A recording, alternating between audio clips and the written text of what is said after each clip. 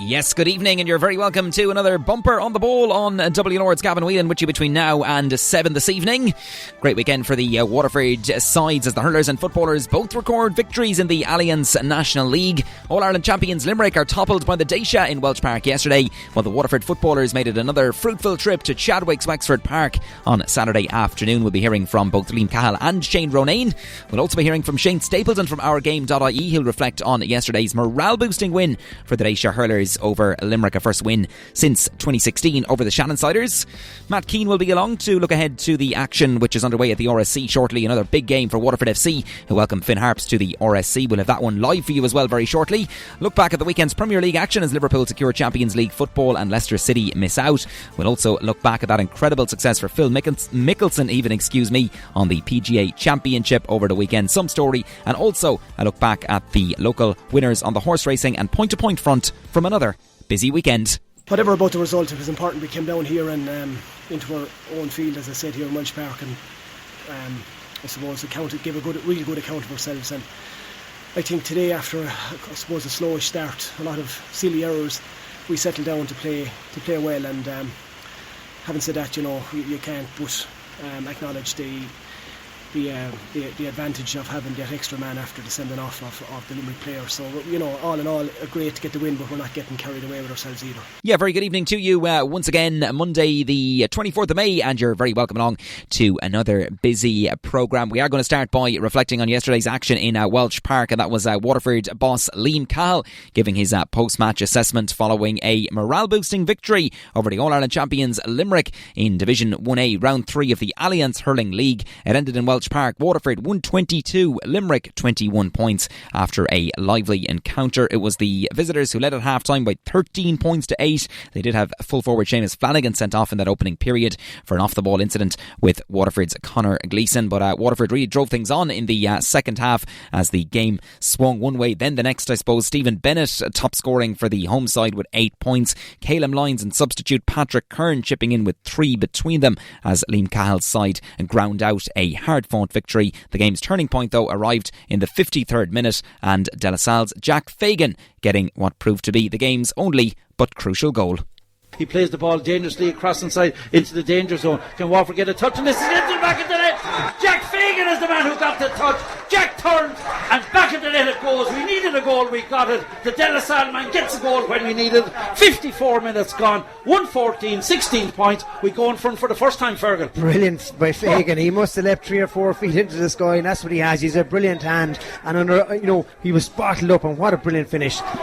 Yeah, it's our commentary team of Kieran O'Connor and Fergal Hartley calling that goal in Welsh Park yesterday. Proved to be a brilliant finish, brilliant technique as well by Fagan, who leapt into the clouds, and a great finish by the De La Salle man. Austin Gleeson hitting a monster late score as well after receiving a free from Stephen Bennett. Limerick kept in touch mainly through Aaron Gallan from frees, but they ended with 13 players as Kyle Hayes was issued with a straight red card late on from Carlow referee Paud O'Dwyer. But back-to-back wins then for Waterford. First victory over Limerick in either league or championship since 2016. Once again, the full-time score, Waterford 122, Limerick 21 points. And earlier on this afternoon, I got the views of Shane Stapleton from the well-known OurGame.ie to get his take on the weekend's action. And first of all, put it to him about the great action that we had across the weekend on another bumper one of Allianz League action. Oh, no doubt about it, yeah. I was in Thurles at the weekend to watch, the football, Dublin against Kerry on Sunday, but also Tipperary beating Galway on Saturday. And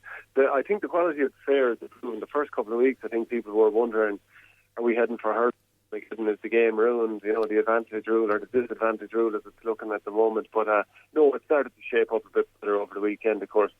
As most of your listeners were delighted to see Waterford getting a win over Limerick and sort of maybe getting a bit of the monkey off the back. From that point, Dublin had a good game against Antrim. Clare and Laois was high scoring. So we're getting scores again, and hopefully it's a portent of good things to come. Yeah, let's hope so indeed. And we'll touch on that Waterford game, I suppose, to start on that, getting the better of the All-Ireland champions. First victory over Limerick since 2016. So I suppose psychologically, Shane, it was big for Waterford to get that win yesterday, especially playing at home as well. Oh yeah, no doubt about it. Because the last time that the teams played at Walsh Park, I think was that championship match a couple of years ago when it was something like 2-24 to Limerick and maybe 10 points to Waterford.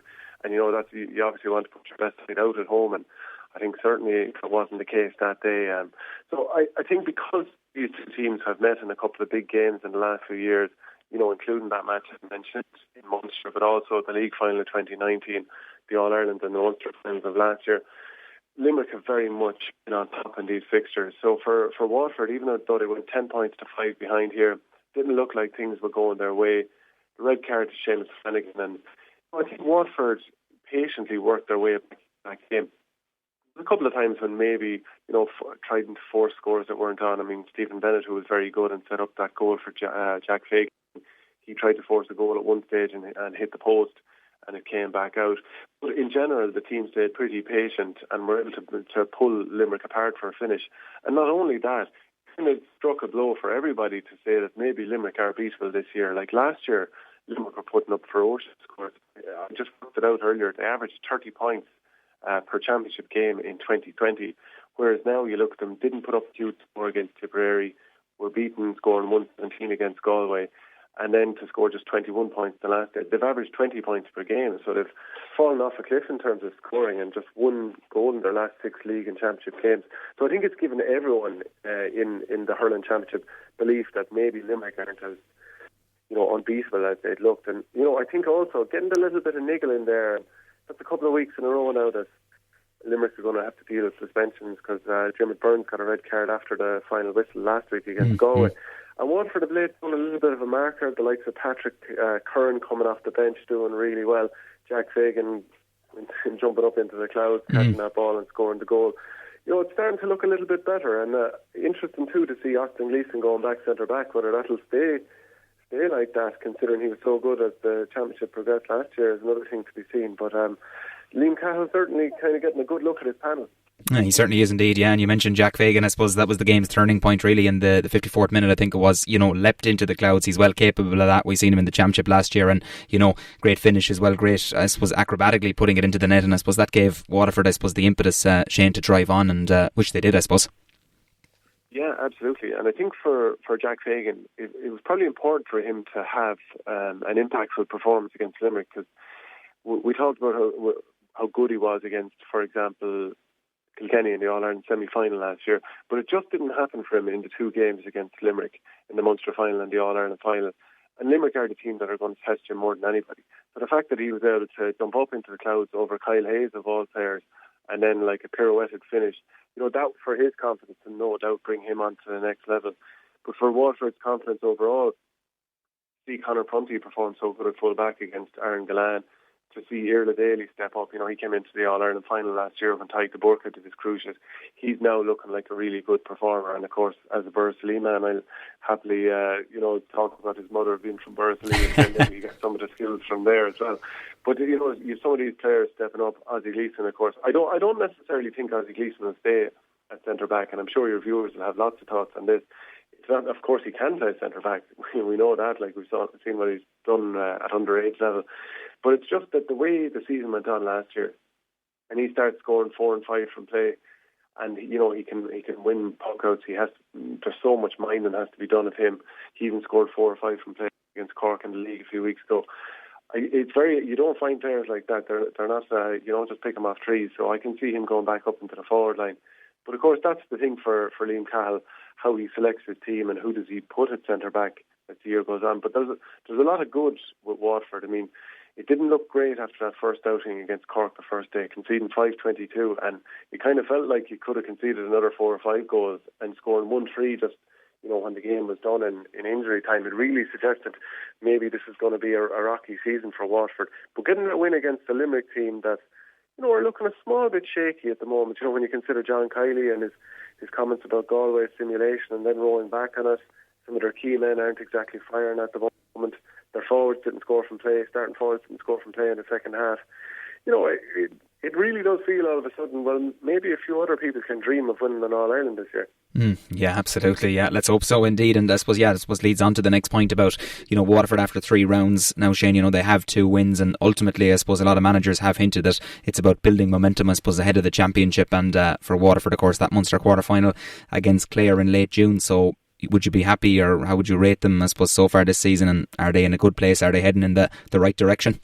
Yeah, I think you couldn't really tell too much about the Westmeath game, because in Westmeath, like, that was a narrow enough win, but there was something, I think, in the range of 12 changes from the Cork game. You'd have to be concerned somewhat with the performance against Cork on the opening day. But what can we really tell about any team on the first day out? You know, it's so long since any of these teams played. You see, you wonder then sometimes with teams, and I always think of Tipperary in 2009, they pushed Kilkenny so hard in the All-Ireland final that they thought it would just happen for them the next year, and they get spanked the first day out in Munster by Cork. And maybe sometimes that's what you need. You need a very poor performance so Liam Cahill can take the players in and say, lads, this won't be good enough. It's not just going to happen. We're not just going to take the next step from last year. So maybe that will serve to be a good lesson. But I think you also have to say, if Limerick had to stay with 15 men throughout the course of the game, Flanagan sent off at 10 points to 5, do Waterford go on to win that game? But the good thing for Liam Cahill is it doesn't matter how you get a win. You've got to win against Limerick. It adds to the confidence. Maybe it kind of is another chips away a little bit at the invincibility sort of aura that Limerick have. So I think Waterford are in a good enough spot. They'll definitely go into the game against Clare as favourites. Certainly they were, even though they didn't win by a massive score, I think it was like 7 or 8 points in the All-Ireland quarter-final last year. I think they will be favoured fairly heavily to be Clare. And Clare have done some okay stuff. I mean, they had a good win against Laois at the weekend after losing previously to Antrim and then collapsing late on after getting a red card against Wexford. But I think Waterford will go into the championship in fairly good state and probably heavy favourites to play my own Tipperary in the Munster semi-final. So that'll be tasty enough. It's a long time since Waterford beat Tip in the championship, 2008, I think. That's right. I say up in Croke Park, I remember it, yeah. And of course you'll have Liam Sheedy and Liam Cahill, I suppose, coming face to face on the sideline. I know they'll be meeting in the last round of the league, Shane, but if they met in that Munster semi-final, I'm sure that'll be, as you said there, be pretty spicy, no doubt, on the sideline as well as on the field. Oh, without doubt. I suppose it's best not to get too far ahead of ourselves. I'm sure most teams have kind of looked ahead a game, and then unfortunately it goes against you. Clare will put up certainly a good fight, and they're finding a few players. But yeah, Liam Cahill against Liam Sheedy is a tasty enough prospect even in the final round of the league, because a lot of people would see Liam Cahill as the next man up as Tipperary manager. You know, maybe someone like Darren Gleeson or Darragh Egan, who's currently one of the coaches with Tipperary, might have something to say about that. But Cahill has done so well. I'm sure the people of Waterford are delighted with how himself and Mikey Beavens and the others backroom members have brought this team on in the space of a year, because you did wonder where were Waterford going, and he's got a real shake out of the team. You know, a couple of players were dropped, and I'm sure that didn't go down well, but you can start to see what he's looking to do with this team now. You know, there's brilliant hurlers all over the field. There's probably just one or two positions where he probably needs to develop a talent or two, and losing Tyke de Bourke and Pádraig Mahoney not being available just yet obviously takes away somewhat from the team. But if a couple of more of these young players can step up, if Pat Curran, who's been there for a few years, can start to fulfil his potential, if Deise Hutchinson can hit another level, if Jack Prendergast continue his development in the last year or so, there's no reason that Waterford can't be a match for most teams out there. It's just having that extra couple of scores with the class to finish off moves and get an extra couple of goals per game that might bring him on to the next level. And who knows, if Ozzy another year up in the forward line, maybe it'll be him, maybe Stephen Bennett will kick on to the next level. But the potential is there, and yeah, that game with Tipperary at the end of the league, that'll be tasty, because both teams will want to see where they're at right before the championship starts. Bring it on indeed. Well, a great win for Waterford yesterday. Morale boosting, I suppose. 122 to 21 point victory over Limerick in Welsh Park. Shane Stapleton from OurGame.ie. Great to have you on the show. Many thanks for joining us, and keep up the good work. Talk to you soon. Thanks, Gavin.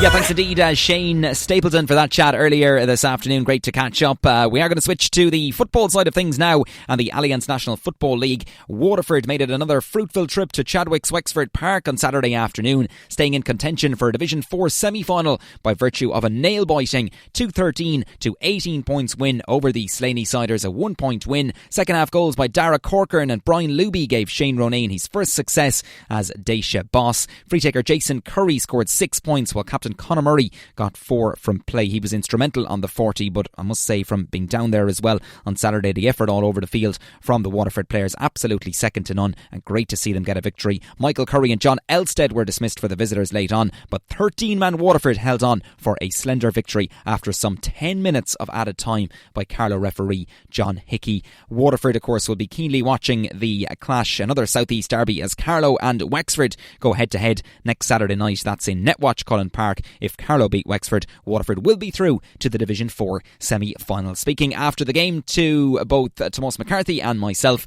the Deise boss Shane Ronayne was ecstatic with his team's performance. It's fantastic, Tomás. I think, great battling qualities from the boys. I suppose when we sat down last week and we watched the game, back, I think there were so many positives that we could take out of it. I suppose we were missing a few ingredients. We were missing the scores. We had 50 attacks last weekend, and we couldn't believe that when we looked at it. We had 31 shots, we scored 10. So that was one big problem. And the second big problem was we didn't work hard enough in the second half and we lost the football. And they were we had a very positive week. I suppose we were all a bit apprehensive going down Tuesday night down to Fairfield. What was going to happen, whether I was apprehensive, the boys were apprehensive, I just what was going to happen. And just, we had a very positive conversation about what the good things they were doing, and the things that we were doing wrong, I think we could sort. Some days you're going to miss chances, but I think the work rate had to be improved. They knew that themselves. They were very, very honest on Tuesday night. They're probably overcritical of themselves. I suppose I came away out of Tuesday night. I suppose the most disappointing thing I would have taken out of Tuesday night was I think the boys are too critical of themselves. They're lacking that bit of belief, I think. And look, that happens when you're down in Division 4 and you're struggling for wins and things like that, and things are going against you. But I think we tried to instill in that them all. Tuesday night was a very good session after we had a bit of video review. We had a great session on Thursday night in horrendous conditions beyond Fairfield. And I think there was a great spirit there. There was a great togetherness in the boys. And, I really, I'm so proud of what they did in the second half today. Everything was going against them. And when it went up to 7 minutes and we were down to 14, and, they really battled. And look, you've got to be cute to win games of football as well. The best teams in the country are probably the most cynical teams in the country. And I think we did what we had to do there. And I'll make no apologies for that. But I'm delighted for the boys, delighted for the contribution that they all made. All the subs came on, did incredibly well, and there was a great togetherness, I think, during the week. And I think to come back from where we did, last, I suppose waking up last Sunday morning, it wasn't a good place, and the boys themselves knew that as well. But I think their response has been fantastic. Very, very proud of them. Yeah, you mentioned that the word spirit, togetherness, work rate. Was all that shown in the last 10 minutes, Shane, when we only had a point lead and you were down to 14 men as well? I think everything that we asked them to do, that hard graft, the making the tackles, the slowing the man down, committing the fouls you need to commit. I think they battled so hard there. They won great turnovers, balls in, even there was a certain goal, I think, for Wexford there at one stage, and John Elstead got a great hand. And John has been, in fairness to John, he's been missing for a lot. He's been back with injury. Just got the all clear the other night. He was fantastic out there today. And I just felt the guys Tommy Prendergast, what a warrior. When you look back at the game last week, you're just thinking how could he do it? At the heat stage of his career, after missing out of inter-county football. Again out there today, he was spent with 10 minutes to go, but wasn't going to come off, and I think guys like that are driving it on. And I just think, they hope to come out of it today now that they have savage belief in themselves, because look, they're good footballers. They need that bit of a break. They need a bit of belief in themselves. And I think hopefully we can, with 3 weeks now to the next game, hopefully, Carlow will beat Wexford next weekend. And, we're in a league semi-final. And look, we're 70 minutes then away from getting promotion when you were down the dumps last week. So look, we're absolutely delighted to come down here and perform like that. And I'm really, really proud of the lads. And I think, if you'd come down and won by 5 or 6 points in a nice handy game, you wouldn't be as proud. But to see what they did, the bit of fight and that pride in the Waterford jersey, Waterford football, these guys who are in with us, they've savage pride in their football. They're good footballers. As I said to them, they need to leave here today with their chests out, because they're inter-county footballers. They behave like inter-county footballers. They train like inter-county footballers. And I think a lot of them became inter-county footballers today. You can see the way they created the result there full time, Shane. There was fellas going around, the fists were pumping and that, so it means a lot for football as well to get that victory today, and the manner of it, I suppose. Yeah, look, that's what I think. I think too many often times in the past they've lost these games, but he just got score, and you felt there like we went 3 up, and all of a sudden we were back down to a point, and there was all this injury time, and we were, you just felt like it. And then I suppose 9 times out of 10 they were going to lose that game, but they didn't. And they, I think that's useful. There was a great reaction afterwards, a great togetherness in the group. They suffered last Saturday night. They were embarrassed by what happened last Saturday night, and I think they decided themselves, in fairness to them, during the week they came together and they they said it wasn't going to happen again. Like Tommy said at half time, he said there was no way he was coming back into the dressing room after what he came into last week, you know. And I think guys like that inspired it. And I think, you know, like Conor Murray went back there, so when Michael got put off, Murray went back centre back, won a couple of great balls. I think the leaders stood up today, and I think that's very, very important for us going forward, that we are now developing leaders around the field. You know, the likes of Stevie Curry went out there, third midfielder for us, ran himself into the ground. You know, these guys, Dara Cochran was inside by himself for a lot of the game. Like, you know, I suppose we moved Dara around in the short space of time we were there. He's played lots of different positions for Waterford over the years. You know, he's doing a super job in there for us. Like, and I think they're only going to get better. I think the guys, all these games are going to bring the boys on. We're going to do three good hard weeks. They'll suffer now for the next couple of weeks. You know, and you know, we'll be ready for whoever we play. Hopefully it'll be the league semi-final. Look, if it's the League Shield semi-final, we'll be going into it in good form. We've won a game. I think we need to back it up the next day and win another game. We are WLR. We are Ireland's local station of the year. Yeah, thanks indeed, Shane Ronayne, for that piece post-match down there in Chadwick's Wexford Park on Saturday afternoon. A great win for the Waterford footballers. Well done to all concerned. No joy for the Waterford ladies footballers, who suffered a heavy defeat at the hands of All-Ireland champions Dublin, who were on fire in Parnell Park yesterday. Dublin 6-15, Waterford 2-12 was the full-time score in that one. It's a must-win game now for Kieran Kern's side, who face Munster rivals Tipperary next Sunday afternoon. It's a 2 o'clock throw-in up there in Clonmel. And the Waterford Camogie team, their first game under new manager Derek Lyons, ended in defeat to Tipperary in their league opener in Clonmel on Saturday. Tip 2-16, Waterford 11 points was the full-time score in that one. Clodagh McIntyre and Emer McGrath with the goals there for Tip, while Caught Devan top scored with 12 points for the Premier side. Waterford welcome Munster rivals Cork next weekend on Saturday, I should say. It throws in, they're just awaiting actually throw-in times and the venue there to be confirmed, but we will keep you posted on those as soon as we get the information to hand. But we'll have updates on both the Camogie and ladies football games across the weekend here on WLR. We're back with part 2 very shortly. Matt Keane will be along to look ahead to Waterford FC's clash with Finn Harps at the RSC very shortly, and he'll also look back at the final day of the Premier League.